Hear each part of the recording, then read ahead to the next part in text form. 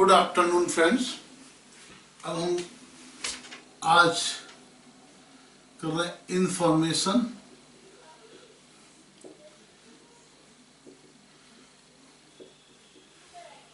Technology act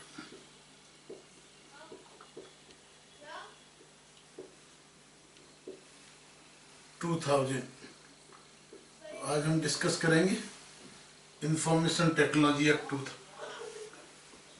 ठीक है, तो इसमें दो चीजें हमको समझनी है। पहले इंफॉर्मेशन टेक्नोलॉजी होती क्या है। तो इंफॉर्मेशन टेक्नोलॉजी जो इसमें डिफाइन की गई है, इंफॉर्मेशन टेक्नोलॉजी का मतलब technology means technology means technology which that generates informations. Information technology means technology that generate informations by processing data. By processing. और ये प्रोसेसिंग क्या होती है? प्रोसेसिंग होती है स्टोरेज, रिट्रीवल एंड डिसेमिनेशन। हाँ जी, तो इंफॉर्मेशन टेक्नोलॉजी एक्ट 2000 क्या कहता है? टेक्नोलॉजी क्या है? टेक्नोलॉजी वो है technology that generates information. Technology means information technology means technology that generate information bye processing data. ठीक है, technology information technology means technology that generate information bye processing data, that is storage, retrieval and dissemination. किस चीज का? Storage, retrieval and dissemination of informations.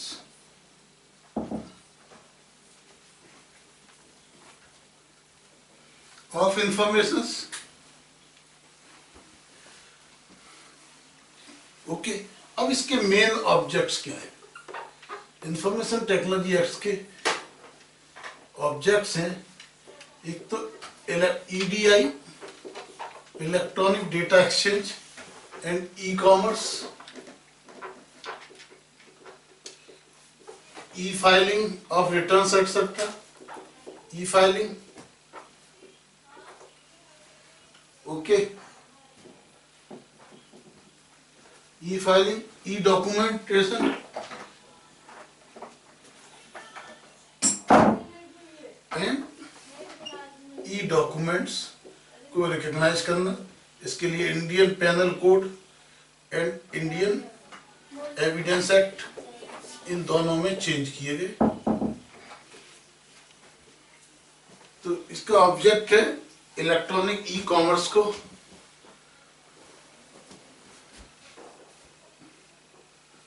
बढ़ाना, ई filing शुरू करना, ई documentation को recognise करना। इन सब कामों के लिए ये बनाया गया इंफॉर्मेशन टेक्नोलॉजी एक्ट। अब इसमें लीगल प्रॉब्लम क्या आती है? ट्रेडिशनल लीगल प्रॉब्लम जो इसके अंदर आती है, what are the legal problems? Legal problems जो आती है वो आती है कि ई सिस्टम के अंदर कोई डॉक्यूमेंट, नो डॉक्यूमेंटेशन। अब बिना डॉक्यूमेंटेशन के लिए एविडेंस कैसे माना जाए? ठीक है, तो इसके लिए ये बनाया गया इंफॉर्मेशन टेक्नोलॉजी एक्ट। इसने माना कि जो पेपर्स हैं, डॉक्यूमेंट्स हैं, बिल्कुल सेम इक्वल फुटिंग पे रखे जाएंगे जो भी डेटा स्टोर किए गए हैं। ठीक है, जो भी इलेक्ट्रॉनिक रिकॉर्ड्स हैं, ऑल इलेक्ट्रॉनिक्स रिकॉर्ड्स को इक्वल माना जाएगा। इसलिए इंफॉर्मेशन टेक्नोलॉजी एक्ट आए। और जहां इंफॉर्मेशन टेक्नोलॉजी एक्ट सफिशिएंट नहीं है, या कोई चीज क्लियर नहीं है, तब हमें जनरल लॉज के अंदर जाना पड़ेगा और that will be governed by general principle of the law. तो लीगल प्रॉब्लम सॉल्व करने के लिए इस इंफॉर्मेशन टेक्नोलॉजी एक्ट के अंदर section 4 of information technology act which provides legal recognition information technology का सेक्शन 4 ये प्रोवाइड करता है legal recognition to the electronic records, legal recognition to the electronic records, यानी ई रिकॉर्ड्स को लीगल रिकॉग्निशन कौन सा देता है? ये इंफॉर्मेशन टेक्नोलॉजी एक्ट। ओके, लेकिन इसके लिए 2 कंडीशन सेटिस्फाई होनी चाहिए। ये अवेलेबल होना चाहिए, डॉक्यूमेंट्स अवेलेबल होना चाहिए ई फॉर्म में, और ये जो है ई फॉर्म में अवेलेबल होना चाहिए, और साथ ही फ्यूचर में ये एसेसेबल होना चाहिए। डॉक्यूमेंट्स आप कैसे भी रखो, ये अवेलेबल होना चाहिए, और फ्यूचर रेफरेंस के लिए ये एसेसेबल होना चाहिए। ठीक है, अब ये क्या कहता है, ये जो इंफॉर्मेशन है, ये इंफॉर्मेशन टेक्स्ट हो सकता है, इमेज हो सकती है, डेटा हो सकता है, वॉइस हो सकती है, ओके, कोड्स हो सकते हैं, कंप्यूटर सॉफ्टवेयर हो सकते हैं। इन सबको ये इसका जो सेक्शन 4 है ये कहता है ये सारे चीजें इंफॉर्मेशन है। तो प्रैक्टिकली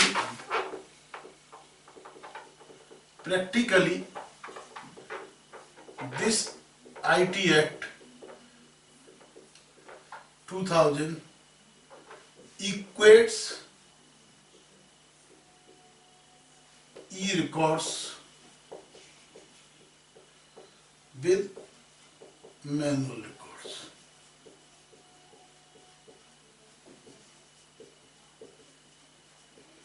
इक्वल फुटिंग पे ला दिया इन्होंने, ई रिकॉर्ड्स को इक्वल कर दिया मैनुअल रिकॉर्ड्स और इक्वल रिपोर्ट। ठीक है, अब इसके लिए एक टर्म्स इसके अंदर आती है, डेट इज डिजिटल सिग्नेचर्स, जिसके बारे में आप सब जानते ही हैं। आजकल रिटर्न्स डिजिटल सिग्नेचर से फाइल की जाती हैं। आरओसी के तो हर पेपर रजिस्ट्रार ऑफ कंपनी में एमसीए के अंदर ई फाइलिंग की कंपलसरी। तो हमें समझना है ये डिजिटल सिग्नेचर्स होते क्या है, what are these digital signature.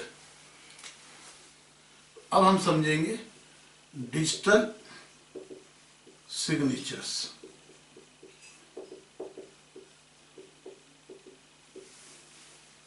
हमें समझना क्या है डिजिटल सिग्नेचर। तो what is the meaning of the इसकी डेफिनेशन है सेक्शन 2 सबसेक्शन 1 पी के अंदर दी हुई है डिजिटल सिग्नेचर्स। तो ये डिजिटल सिग्नेचर्स का मतलब क्या है, that is only authentication of e records, authentication of e records by e method as prescribed in section 3। तो डिजिटल सिग्नेचर का मतलब है जितने भी ई रिकॉर्ड्स हैं उनका ऑथेंटिकेट करना, यानी उनको ऑथराइज करना, उनको ऑथराइज करना by e method, that is called digital signature. अब ये डिजिटल सिग्नेचर होते कैसे हैं? ठीक है, इसके लिए सेक्शन 3 क्या कहता है, जितना ई रिकॉर्ड्स आप जो करते हैं ये ई रिकॉर्ड्स को कन्वर्ट, ये मैसेज डाइजेस्ट में कन्वर्ट हो जाती हैं। जैसे ही आप फाइल करते हो कन्वर्ट मैसेज डाइजेस्ट, और इसमें हैश फंक्शन, जो हैश होता है, हैश फंक्शन मैथमेटिक्स में, तो हैश फंक्शन से लगाने से क्या होता है, ये अब अनएडिटेबल हो जाते हैं। हैश फंक्शन से लगाने से अनएडिटेबल हो जाते हैं। यदि इसमें आप कोई भी मॉडिफाई करोगे, यदि आप मॉडिफाई करोगे तो जो डिजिटल सिग्नेचर लगे हुए हैं वो डिजिटल सिग्नेचर इरेज हो जाएंगे। DSC आपको अगेन लगाना पड़ेगा जो आपने लगाया हुआ है, ठीक है, वो मॉडिफाई करने का DSC आपको अगेन लगाने पड़ेंगे। अब ये इसकी क्या होता है, जो भी हम DSC ऑथेंटिकेशन का लेते हैं तो इसकी सर्टिफाइंग अथॉरिटीज है,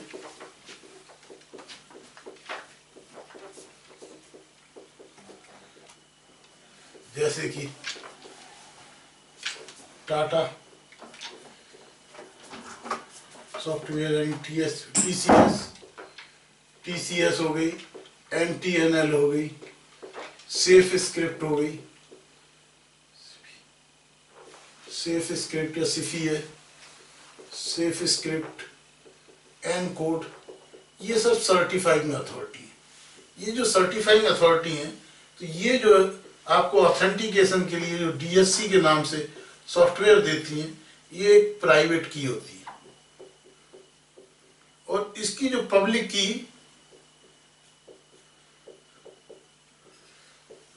सर्टिफाइंग अथॉरिटी के पास होती है, पब्लिक की। तो प्राइवेट की से हम डॉक्यूमेंट्स जनरेट करते हैं, और ये पब्लिक की से इस डॉक्यूमेंट्स को वेरीफाई करते हैं। ये डॉक्यूमेंट जनरेट करते हैं, ये डॉक्यूमेंट्स वेरीफाई करते हैं, ठीक है। ये होती है पूरी प्रोसेस की जो की जमा होती है। तो जिस तरह हम बैंक अकाउंट खोलते हैं तो उनके पास हमारे सिग्नेचर होते हैं, हाँ जी, तो हमारा कोई भी चेक जाएगा तो वो सिग्नेचर से टैली कर लेंगे, हाँ जी। इसी तरह क्या होता है, जब हम डिजिटल सिग्नेचर अप्लाई करते हैं तो उसकी जो पब्लिक की है वो गवर्नमेंट डिपार्टमेंट के पास होती है, सर्टिफाइंग अथॉरिटी के पास होती है, और प्राइवेट की हमारे पास होती है।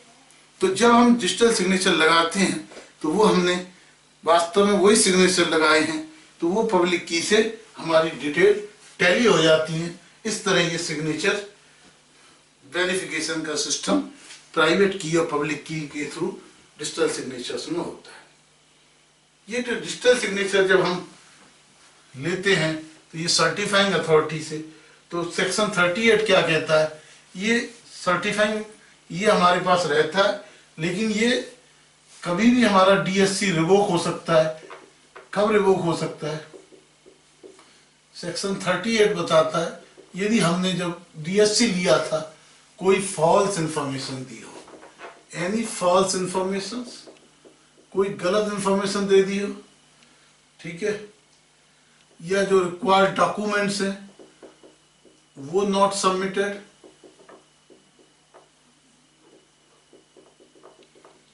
ओके, या उनका जो सिक्योरिटी सिस्टम है उसको किसी तरह कंप्रोमाइज किया गया हो, उससे छेड़छाड़ की गई हो जिससे कि हमारी रिलायबिलिटी अफेक्ट होती हो, ओके, या जो पर्सन है जिसने लिया वो डेड या इंसॉल्वेंट होता है, तो उस केस के अंदर सर्टिफाइड अथॉरिटी हमारा DSC रिवोक करती है। अदरवाइज जब तक हमारा एक टाइम पीरियड होता है, पैसे हम देते रहते हैं और वो डिजिटल सिग्नेचर चलता रहता है, ओके। अब इसमें जो प्राइवेट और पब्लिक की का जो सिस्टम है, इस सिस्टम की सिमेट्री बनाई जाती है और इसको कहते हैं asymmetric crypto system, crypto asymmetric crypto system कहलाता है। ठीक है, एम डबल आता है, एसिमेट्रिक क्रिप्टो सिस्टम। इसका साइंटिफिक नाम है क्रिप्टेड टेक्नोलॉजी होती है, इसलिए इसको एसिमेट्रिक क्रिप्टो सिस्टम कहते हैं।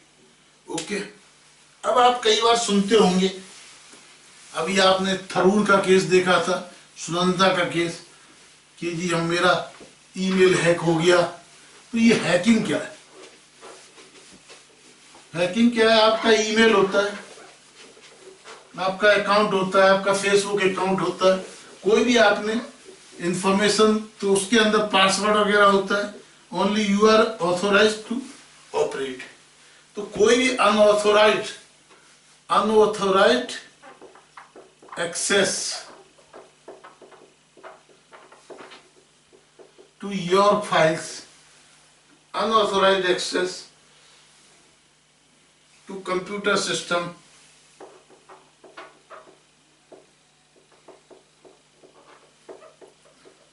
आपके कंप्यूटर सिस्टम का अनऑथोराइज्ड एक्सेस होता है, इसको कहते हैं hacking. Under section 66 hacking is punishable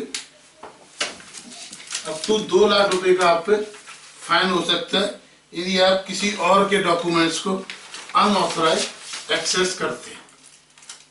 okay, तो ये क्या है? अनऑथराइज एक्सेस के लिए आप पर फाइन हो सकता है कितने का? 2 लाख रुपए तक। ओके, तो कोई भी यदि अनऑथराइज विद, लेकिन इसके लिए क्या? With intent. इंटेंशन क्या होनी चाहिए? दूसरे को इंजरी पहुंचाना या उसके संग डिफॉल्ट करना, ठीक है, या उसके लिए आपको कोई चीजें डिस्ट्रॉय करना, फाइल को आल्टर करना, मॉडिफाई करना। ओके, या किसी भी चीज की यूटिलिटी को डिमिनिश करना, diminish utility, all these things are called hacking, और hacking is punishable up to fine, ठीक है। इसके अंदर 3 years का imprisonment प्लस 2 lakhs का फाइन या बोथ, और बोथ, ये दोनों चीजें हो सकती हैं। ये आपको ध्यान रखना है हैकिंग के केस में। क्लियर? तो हैकिंग समझ में आया? यदि आप किसी के कंप्यूटर सिस्टम को अनऑथराइज एक्सेस करते हैं, वो कोई भी करता है with the intent to provide injury by destroying, altering file, modifying, diminish utility, ये सब हैकिंग कहलाती है, जिसके लिए 3 years की सजा और 2 लाख रुपए तक का फाइन। अब आप समझिए network service provider.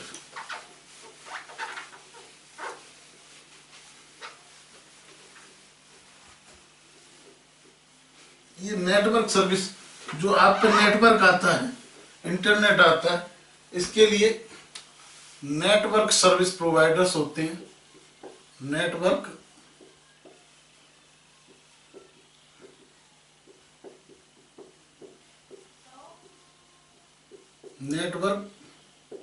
Service provider, ठीक है, सेक्शन 21W, ये होते हैं नेटवर्क सर्विस प्रोवाइडर। ये क्या होते हैं? ये इंटरमीडियरी होती है,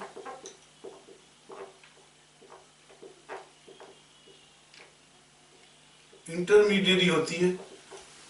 ओके, ये क्या होते हैं? ये नेटवर्क सर्विस प्रोवाइडर जो है, ये नेटवर्क सर्विस प्रोवाइडर इंटरमीडियरी होती है। क्या होती है? इंटरमीडियरी होती है, जो आपके जो ई मैसेज होते हैं, ई मैसेज रिसीव करती है, स्टोर करती है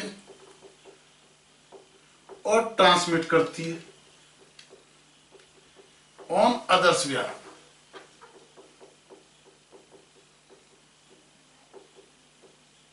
आपके लिए, दूसरों के लिए, ठीक है। तो अब ये जो करती है, तो इसको क्या है इंफॉर्मेशन टेक्नोलॉजी में सेक्शन 73 के अंदर, इसको सेक्शन 79 के अंदर इम्यूनिटी दी हुई है। इम्यूनिटी दी हुई है कि अगर, ठीक है, यदि कोई इंफॉर्मेशन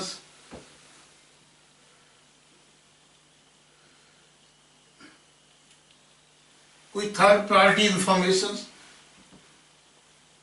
विदाउट नॉलेज, आपकी कोई इंफॉर्मेशन विदाउट और इन्होंने ड्यू केयर एक्सरसाइज की, आपकी इंफॉर्मेशन थर्ड पार्टी पे चली जाती है, तो अगर ये प्रूव कर देते हैं कि ये विदाउट देयर नॉलेज गई थी और इन्होंने जो ड्यू केयर थी वो एक्सरसाइज की थी, तो इनको इंफॉर्मेशन टेक्नोलॉजी एक्ट के अंदर सजा और पेनल्टी नहीं रहेगी। ठीक है, तो थर्ड पार्टी के against immunity against third party, इनको liability for any third party. अब एक डेफिनेशन इसके अंदर दी हुई है ओरिजिनेटर की और कंप्यूटर नेटवर्क की। ये आपको समझ में आ गया, नेटवर्क सर्विस प्रोवाइडर। हाँ जी, अब हमें समझना है ओरिजिनेटर कौन होता है।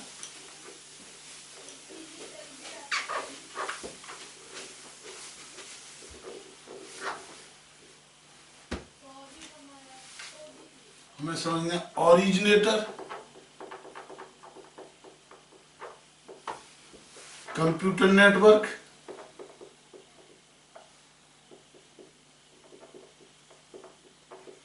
Originator, computer network, computer network और कंप्यूटर कंटेमिनेंट, कंप्यूटर कंटेम, ये तीन टर्म्स हम समझते हैं। ओरिजिनेटर क्या कहते, पर्सन कौन होता है, जैसे हम और आप, हु सेंड्स, किसी भी इंफॉर्मेशन मैसेज को जो भेजने वाला, who sends, generates, stores, transfer, who sends, generate, stores, transfer, transmit,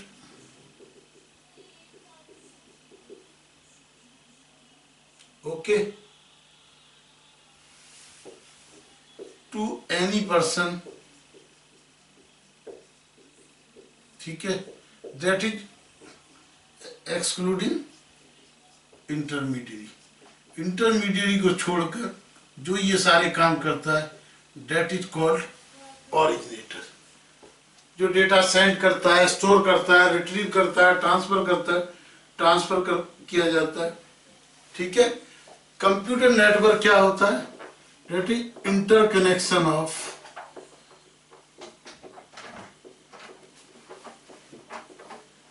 to or more computer, एक या एक से ज्यादा कंप्यूटर का आपस में जुड़ना परमानेंटली और टेम्परेरी, थोड़े समय के लिए या लगातार एक कंप्यूटर से दूसरे से जोड़ने को कंप्यूटर नेटवर्क कहते हैं। ठीक है, चाहे वो सैटेलाइट के थ्रू हो,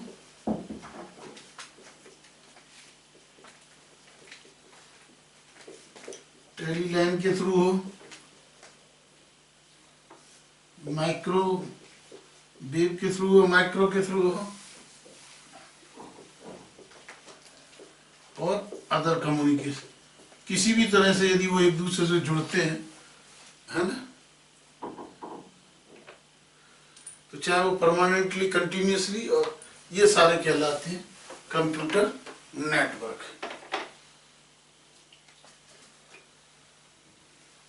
अब आता है ये कंटेमिनेंट क्या होता है।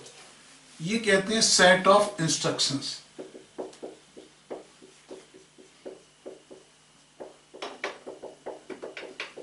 इंस्ट्रक्शंस को ही क्या कहते हैं, computer contaminant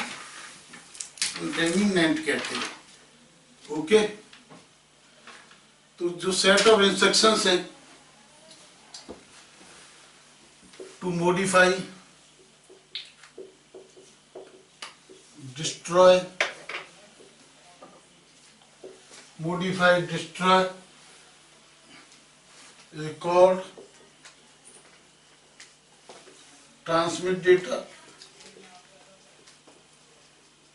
transmit within a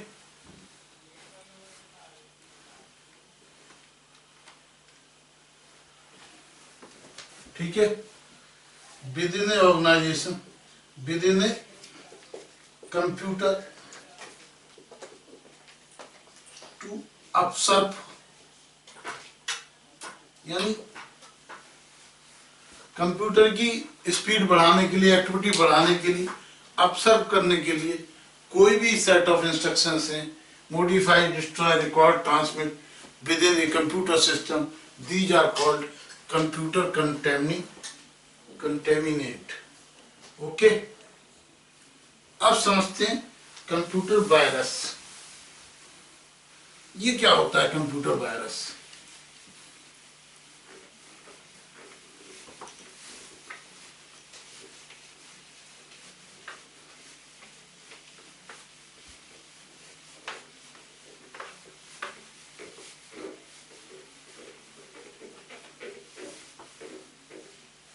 हाँ जी, कंप्यूटर वायरस क्या होता है? ये हमारा इंफॉर्मेशन टेक्नोलॉजी के एक्ट के सेक्शन 43 में डिफाइन किया गया है। ठीक है, इसको कहते हैं any computer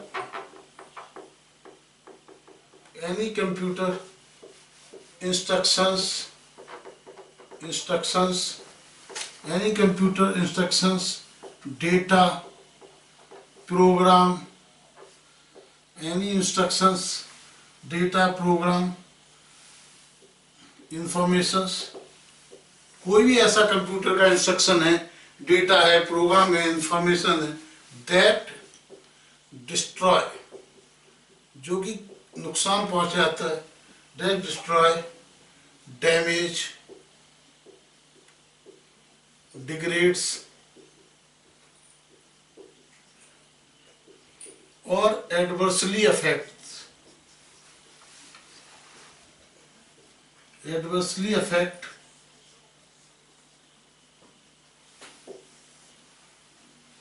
performance of the computer,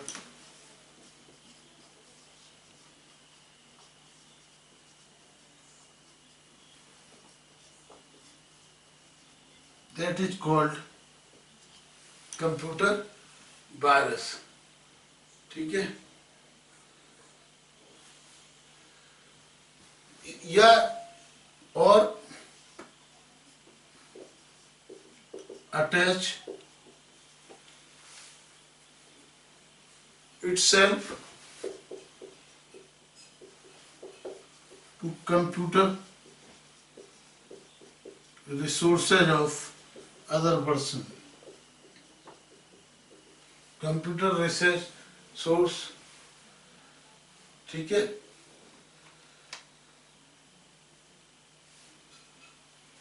it's to computer resources और इसके प्रोग्राम, सिस्टम, ये सब काम क्या कहलाता है? वायरस कहलाता है। ठीक है, अब हम एक टर्म्स और समझेंगे, दैट इज डोमेन नेम। जैसे हम कॉपीराइट के अंदर किसी चीज का नाम होता है, साइबर के अंदर that is the address. Domain name क्या है? जैसे हमारे घर का एड्रेस होता है, इसी से डोमेन नेम, कहीं आपको किसी की वेबसाइट, किसी की इंफॉर्मेशन, किसी से कम्युनिकेशन के लिए जो एड्रेस होता है, डेट इज कॉल्ड डोमेन। ठीक है, तो डोमेन क्या है? ये आपका एड्रेस होता है। तो ये एड्रेस जिस तरह कॉपीराइट होता है, इस डोमेन पे उसी का अधिकार होता है। ठीक है, इसके लिए कोई खास प्रोविजंस इसके अंदर नहीं पड़ा बताए गए हैं, लेकिन ये एड्रेस होता है। एक रेडिफ वाला केस था, इस केस के अंदर यदि सेम नाम का डोमेन आप लेते हो, सेम एड्रेस लेते हो, तो दैट इज, जिस तरह आप एक ही मकान में रहते हो, उसी मकान दूसरे के नाम में रजिस्ट्री नहीं हो सकती, इसी तरह एक डोमेन का जो एड्रेस है वो डोमेन दूसरे को नहीं मिल सकता। अब इसके अंदर और टर्म्स आती है, that is adjudicating officer. Adjudicating officers क्या होता है? यदि कोई इस एक्ट की कंट्रावेंशन होती है तो जो उसमें डिसीजन लेता है, जो उसका एडजुडिकेटिंग ऑफिसर्स होता है, उसको कहते हैं एडजुडिकेशन। जो कि कोई साइबर क्राइम या वायलेशन ऑफ दिस एक्ट का जो एडजस्ट करता है, डेट इज एडजुडिकेटिंग ऑफिसर। तो एडजुडिकेटिंग ऑफिसर क्या होगा? Which adjudicate violation under this act.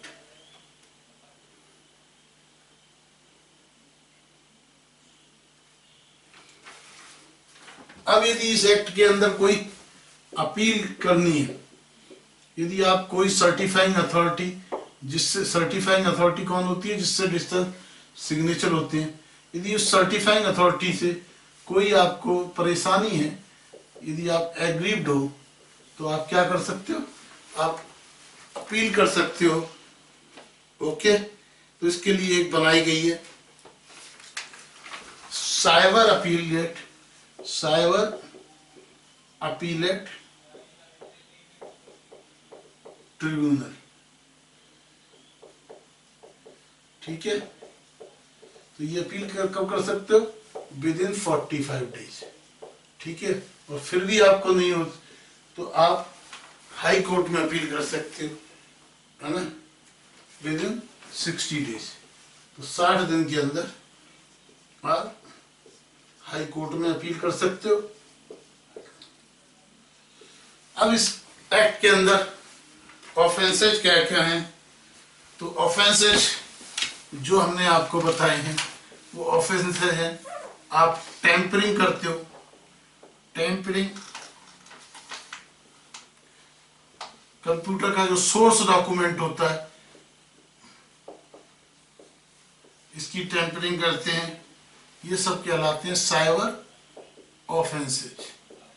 Cyber offence, tampering करते हो सोर्स डॉक्यूमेंट को, हैकिंग करते हो, हैक करते हो, ऑब्सीन इंफॉर्मेशन पोस्ट करते हो, ऑब्सीन। ठीक है, गवर्नमेंट के जो प्रोटेक्टेड हैं इंफॉर्मेशन, उनको एक्सेस करते हो। सर्टिफाइंग अथॉरिटी के आगे आप मिस रिप्रेजेंटेशन करते हो, miss represent certifying authority.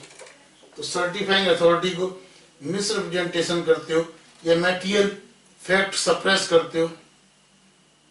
Privacy, किसी की जो प्राइवेसी है उसका वायलेशन करते हो, breach of confidentiality and privacy, false DSC publish करते हो।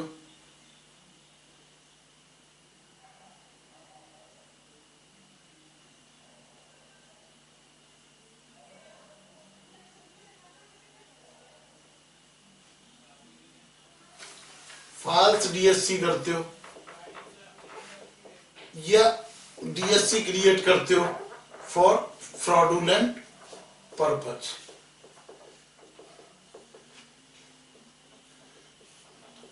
तो ये हमारा कहता है एक्ट, इन सबको कहते हैं हम साइबर ऑफेंसेज। ये सारे क्या कहलाते हैं? ये सारे कहलाते हैं साइबर ऑफेंसेज। तो ये जो है जितने भी साइबर ऑफेंसेज हैं जिसके लिए हमने आपको बताया 3 साल तक की सजा हो सकती है और 2 लाख रुपए तक का फाइन हो सकता है अंडर इंफॉर्मेशन टेक्नोलॉजी एक्ट। बाकी आप पे फ्रॉड, आईपीसी वगैरह में जो केस लगेंगे वो तो लगेंगे ही। तो ये हमने आपको बताया इंफॉर्मेशन टेक्नोलॉजी एक्ट। बहुत